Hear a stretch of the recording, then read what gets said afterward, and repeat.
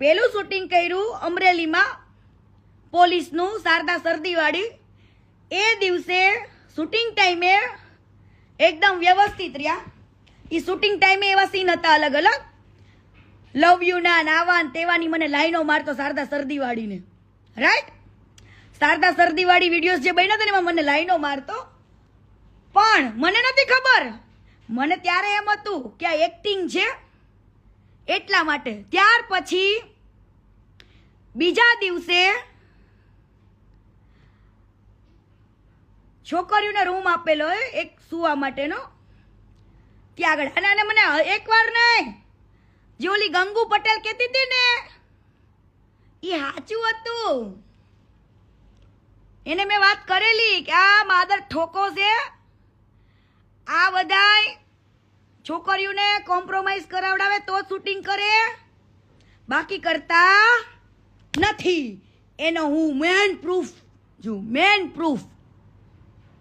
અને મારી સામે બેવડાઈ દેવાનો હો, મારી સામે બેવડાઈ દેવાનો. બીજું આગળ કહું છું. એટલે મને છે ને એક ભાઈ બેન બનાવે અને એક ભાઈ છે ને બાયડી બનાવવા નીકળે. શું કેવી? એ પોતે મેરીડ હતો, અત્યારે ભલે બીજા લગ્ન કર્યા હોય, એના બાપને કઈ ખબર નહીં હોય, કાંઈ નહીં, નાને ઠપકાર દીધો. એ કેમ લગ્ન કરે ને એ મારી પાસે આખી ડિટેલ્સ છે, એ હું તમને કહું. પ્રપોઝ મારે પૂછે એટલે મેં એને એવું કીધું કે ભાઈ હું અહીંયા તારી જોડે કામ કરવા આવી છું, આ કરવા નહીં. બરાબર? એટલે શું કરે બે ભાઈઓ ખબર? આપણને ઇગ્નોર કરે, બીજા વિડીયોમાં ડાયલોગ ના આપે, એ વિડીયોમાં આપણને પાછળ દોડાવે. એક 2 રૂપિયાવાળા દાડિયા હોય ને વાહે દોડતા હોય શૂટિંગમાં, એવું કરાવડાવે. બરાબર? એટલે આપણે છે ને એક નર્વસ થઈ જાય કોઈ પણ વ્યક્તિ. હકીકતે આ લાઈનની અંદર આ લોકો એટલા, મને ખબર છે કે છોકરીઓ કેમ પેલું કરી લેતી હોય. ઘણી છોકરીઓને એક્ટિંગના શોખ હોય, હિરોઈન બનવાના શોખ હોય, પણ કીર્તિ પટેલના શોખ નથી. કીર્તિ પટેલને હિરોઈન બનવાનો શોખ નથી. કીર્તિ પટેલ વિલન જ બરાબર છે. હા, કીર્તિ પટેલ વિલન જ બરાબર છે અને વિલન જ હતી. ત્યાર વખતે મને પૂછ્યું, ના પાડી. બરાબર? હું જ્યારે મારા રૂમમાં સૂતી હોય ત્યાં આવી જવું, અડપલા કરવા, ચાડા કરવા, 2 ફડાકા ઠોકેલા છે. કેમ કે પબ્લિકને ફડાકા ઠોક્યા છે. ગોવાની અંદર અમારે ખજૂરભાઈનું સ્વયંવર હતું, મારો જીગલીનો રોલ હતો. બરાબર? ખજૂરભાઈના સ્વયંવરમાં ગોવાની અંદર અમારું નાટક હતું ત્યાંના થિયેટરમાં. બરાબર? ત્યાર વખતે ખોડિયાર હોટલમાં જમવા ગયા ને, એ ખોડિયાર હોટલ વાળાને ખબર છે કે કીર્તિએ આને બધા વચ્ચે આબરૂ લઈ લીધી હતી ગોવાની અંદર. ગોવાની અંદર. અને ભંગાર પબ્લિકને એવું તો કહેવાય, મારી જોડે ડિબેટમાં તો બેસ. પબ્લિકને એ તો કે 9 ભાગ બનાવવાના હતા, બીજા વિડીયોના 8 ભાગ બનાવવાના હતા મારી સાથે. બીજા કન્ટિન્યુ બીજા ઘણા બધા વિડીયોઝ બનવાના હતા. તો 2 જ વિડીયો કેમ બનાવ્યા? 7-8 વિડીયો કેમ બનાવ્યા? એ પણ ડિલીટ મારી દીધેલા છો. હા, પબ્લિકને કે કીર્તિ પટેલે તારી જોડે કામ કરવાનું કેમ બંધ રાખ્યું? પબ્લિકને કે આજે. અને તે ઘણી એવી છોકરીઓને જે કર્યું છે ને, કાલે નામ શીખે કહીશ, કાલે નામ શીખે ને ફોટા સાથે કહીશ. તારે ઉખાડવું હોય ને ઉખાડી લેજે. જા, તારે ઉખાડવું હોય ને ઉખાડી લેજે. પણ આ તને જે ભંગાર, એ ભંગાર, તને જ્યાં ભગવાન માનવા માંડ્યા છે ને, ભગવાન, તું ભગવાન નથી, ભંગાર શું, લુખ્ખો શું, અને બેનું દીકરીઓને શોષણ કરનારો એક કુપોષિતનો શિકાર શું. શું? બેનું દીકરીઓનું શોષણ કરવા માટે કુપોષિતનો શિકારી છું તું. મારી પાસે છે તમ તારે પ્રૂફ બધા જ. હેતા ને બાલા ભંગાર બધા પ્રૂફ પડ્યા છે. હવે સાંભળજો, મેં એવું કીધું કે ભાઈ હું પૂનામાં આની જે પેલી પત્ની, હવે તો પેલી પત્ની જ કેવી પડે ને મારે વિધિ ભાભીને, પણ વિધિ ભાભી જેવું કોઈ ના થાય. હું બધાને કહું છું કે વિધિ ભાભી જેવું આ દુનિયામાં કોઈ જ ના થાય. જે વ્યક્તિએ એના પરસેવાની કમાણીથી, એને દિલો જાનથી આની સાથે લવ મેરેજ કર્યા હતા, ભરોસો કર્યો હતો, અને આ બંને ભાઈઓએ પૂનામાં એની સાથે ખાલી પૈસા માટે ખાલી ફેરા જ ફર્યા, ઉલીને કોઈ દિવસ રાખી નથી, પબ્લિકને દેખાડી નથી, કાંઈ જ નહીં. અને ભાઈએ પોતાનું કરી લીધું ને પોતે આગળ આવ્યો ને, એટલે અને આ બીજા લગ્ન કઈ રીતના કરે એ તમને કહું. વિધિ ભાભીને દગો દીધો. જે માણસ બેનું દીકરીઓની ઇજ્જત ના કરી શકતો હોય, બરાબર, એના પ્રેમની ઇજ્જત ન કરી શકતો હોય, એની બાયડીની ઇજ્જત ન કરી શકતો હોય, હે, હવે અરેન્જ મેરેજ થયા હોય ને કદાચ બીજે લફડા કરતો હોય ને બીજે ફાફા મારતો હોય તો જો હાયલું, પણ જેને લવ મેરેજ કર્યા હોય, હે, જેને લવ મેરેજ કર્યા હોય ને બીજે ફાફા મારતા હોય, એ કેટલું યોગ્ય છે? જે વ્યક્તિએ તમારા માટે બધું કર્યું, એના પરસેવાની કમાણી તમને બધી આપી દીધી, અને છેલ્લે તમારા પરિવાર વાળા એને શું કર્યું? લાત મારીને નીકાળી દીધી. હે, કેમ? તું ભગવાન બની ગયો તો દુનિયા માટે ભંગાર? તું આ દુનિયા માટે ભંગાર બની ગયો તો તે કોઈ દિવસ કીધું આ દુનિયાને કે હું 42-43 વર્ષનો છું? કીધું આ દુનિયાને? એ ચીના, એ ચાઇનીઝ ભંગાર, ચીનું ચુકુંદર, તને લાગ્યું બકા? તને તું કદાચ મોઢાથી નાનો દેખાતો હશું, પણ તે કોઈને કીધું હું 42-43 વર્ષનો છું અને 22-23 વર્ષની છોકરી હારે લગ્ન કર્યા? હવે સાંભળજો, આને બીજી છોકરી સમાજમાં કેમ પસંદ કરી? બધે ઘર બનાવવા જાય ને એનું હું તમને વાત કરું, આના આખા પ્રોજેક્ટની. હવે આને છે ને શરૂઆતમાં, હું નથી કહેતી, એને શરૂઆતની અંદર પોતાના 10 લાખ રૂપિયા કાઢ્યા. કેટલા? 10 લાખ રૂપિયા ખાલી એના. એમ કે છે ને મેં મારી કમાણીમાંથી હું 99% દાન કરું છું. હે, ઈ રત્તી બરાબર સાચું નથી. રત્તી બરાબર સાચું નથી. હે, લોકોને બિચારાને દૂ બનાવવાના. હે, અને મારી પાસે 10 થી 15 કોલ એવા આવેલા છે, એ હું તમને કાલે કહીશ.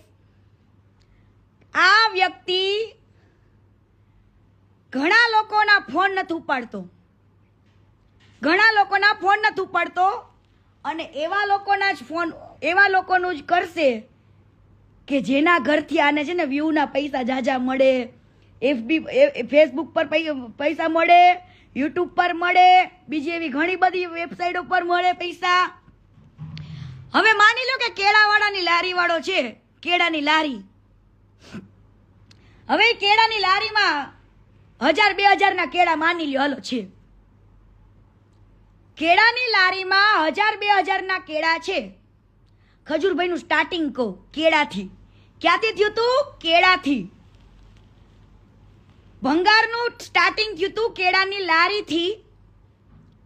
કેળાની લારી વાળાને 2000 રૂપિયામાં આ ભંગારે બધા જ કેળાને ખરીદી લીધા. કેટલા રૂપિયામાં? ફક્ત 2000 રૂપિયામાં. પબ્લિકને શું થયું? ઓહો હો હો.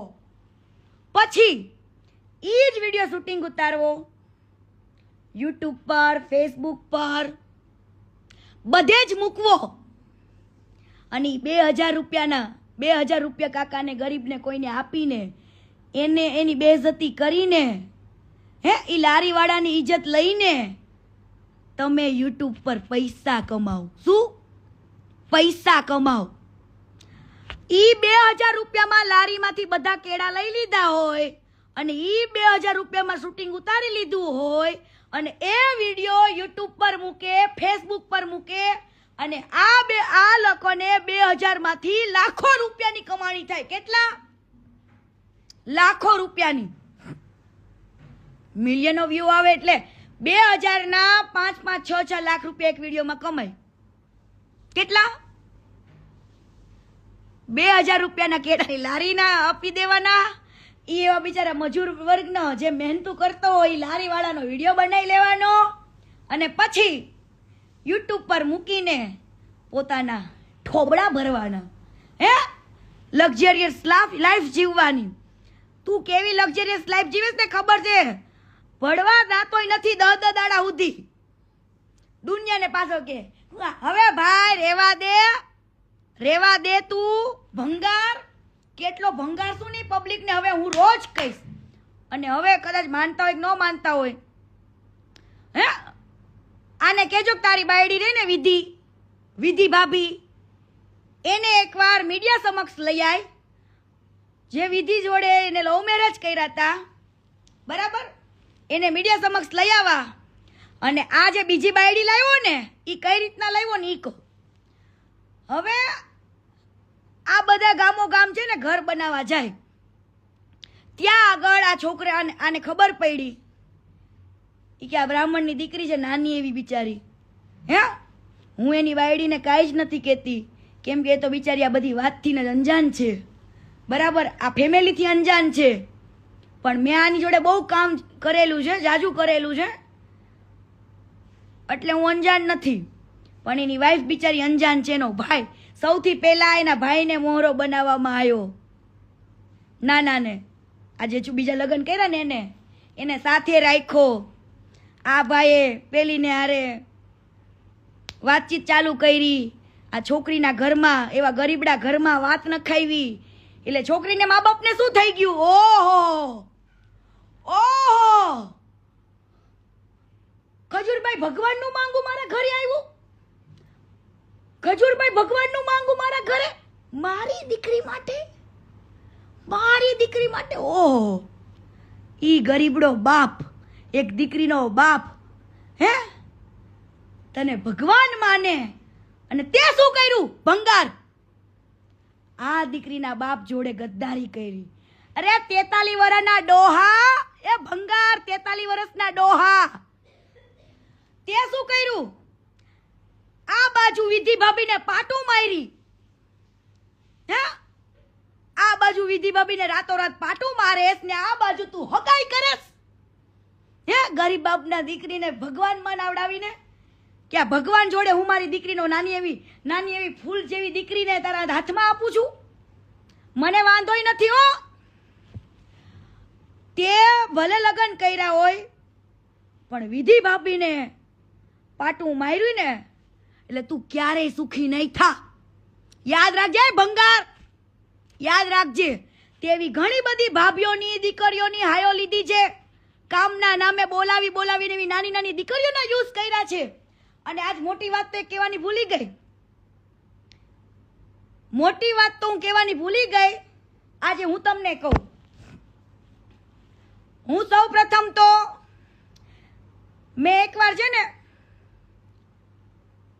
કિંજલ દવેને કેવડાવ્યું તું દેવ પગલી જોડે કે આ ભંગાર રહ્યો ને ભંગાર, કિંજલ દવેના નાના ભાઈની જે સગાઈ કરી હતી ને જે છોકરી સાથે, એની જોડે વાતો કરતો, લવ યુ બવ યુ કરતો ને મળવા જતો ને બધું. તો મેં દેવ પગલીને કીધું તું કે આ એક તો કિંજલ દવે આને ભાઈ માને છે, આટલું રાખે છે, બરાબર, અને આવડો આ એની જ ભાઈની ભાભી હારે લવ યુ દીકું પીકું કરતો તો, મળવા જતો તો. જે બાયડી ભાગી ગઈ બીજાને લઈને, કિંજલ દવેના ભાઈ છે, હે, મેં કેવડાવ્યું હતું પણ મારી વાત ત્યારે ન માની એટલે મને ગુસ્સો આવ્યો હતો. એટલા માટે મેં કીધું કે જ્યારે કીર્તિ પટેલ બોલતી હતી, જ્યારે કિંજલ દવેની સગાઈ તૂટી ત્યારે મેં લાઈવ કર્યું હતું ને, એનું કારણ આ હતું કે મેં કેવડાવ્યું હતું કે ભાઈ આવું છે, ધ્યાન રાખજો કે આ વ્યક્તિ આની હારે ચાલુ છે અને તમારું નામ ન ડૂબે. તો એ કદાચ દેવ પગલીએ કીધું હોય કે ન કીધું હોય મને ખબર નથી, પણ મેં કેવડાવ્યું હતું. પછી જ્યારે એના ભાઈની બાયડી બીજા હારે ભાગી ગઈ ને ત્યારે મેં કીધું તું કેમ ભાઈ, જ્યારે કીર્તિ પટેલ કહેતી ને ત્યારે કીર્તિ પટેલની વાત કોઈએ માયની નથી. કીર્તિ પટેલની વાત કોઈએ માયની નથી. કિંજલ દવે હારે મને કોઈ દી પ્રોબ્લેમ નથી, પણ પ્રોબ્લેમ કિંજલ દવે તમે માણસ ઓળખવામાં ભૂલ કરો છો ને, હે ન્યા પ્રોબ્લેમ છે. તમે એવા માણસોને ભાઈ કયો છો જેને તમારા ભાઈના ઘરમાં જ નજર નાખી હતી, હે? અને આમ જો ખોટી બોલતી હોય ને તો ઓલી કદાચ ભાગી ગઈ હોય ને કદાચ તમારો સંબંધ હોય કે ન હોય પવન જીજુ હારે, પવન ભાઈ હારે સોરી, એમને પૂછી લેવું અને ઈ દીકરીનો કોન્ટેક્ટ કરવો અને પૂછવું કે આ ભંગાર આવા મેસેજીસ કરતો તો, મળવા જતો તો, આવું બધું પૂછી લેવું. એ હું લાઈવમાં છાતી ઠોકીને ઠાકરને વચ્ચે રાખીને કહું છું અને બે ધડક કેવડાવ્યું તું